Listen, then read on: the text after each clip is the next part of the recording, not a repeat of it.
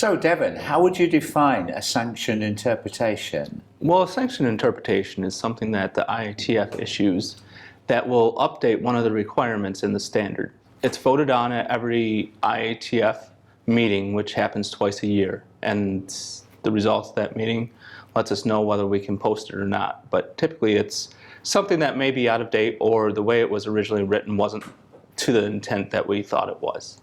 Right, okay. And now, from an auditing perspective then, can auditors raise a non-conformity against a sanctioned interpretation? Yes, so essentially, as Devin says, a sanctioned interpretation becomes a requirement of the standard.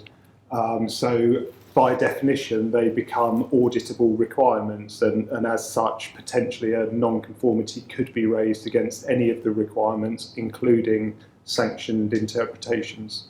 Right, okay. And where can people go and find these sanctioned interpretations? Well, typically we publish all our sanctioned interpretations on the IATF website, which is the IATFglobaloversight.org. From there, the top banner will have SIs for both the standard and the rules.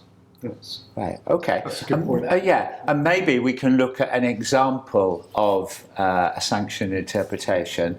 I believe there was one issued about cyber attack and organisations preparing to ensure that cyber attack is not going to happen within their organisation. Yes. Maybe can we have a quick look at this sanctioned interpretation number 3? Yeah. And you can maybe just give us an insight what triggered the need to issue this sanction interpretation. And just to kind of support what Devin said, within the IATF there is a subgroup that receives input from various sources, and that subgroup reviews and starts to define sanctioned interpretations. But as Devin said, they all go through the IATF for final approval before release.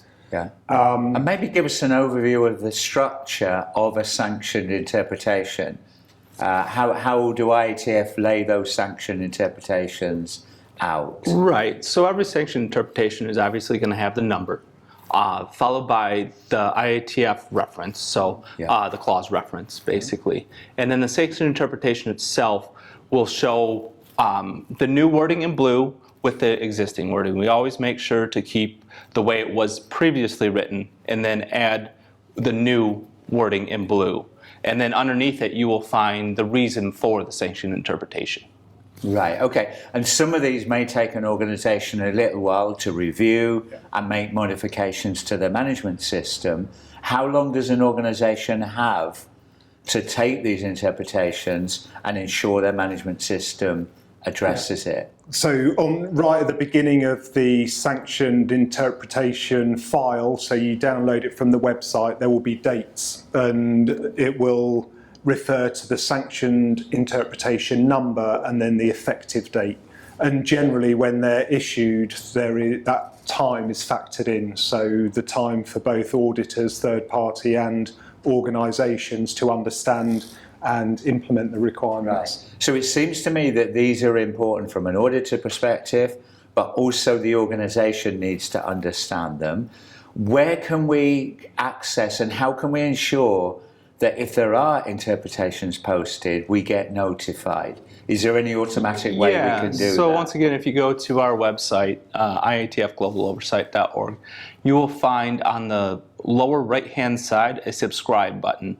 Right. So you'll put your email address in, hit subscribe, and then you'll get notified anytime we post any new sanctioned interpretations or FAQs. Right. Yeah. Okay, so thank you very much for that explanation. Hopefully that will help the listeners understand more about the purpose of sanctioned interpretations and the importance of these from an organisation perspective, but also any auditor involved in the IATF scheme. So thank you.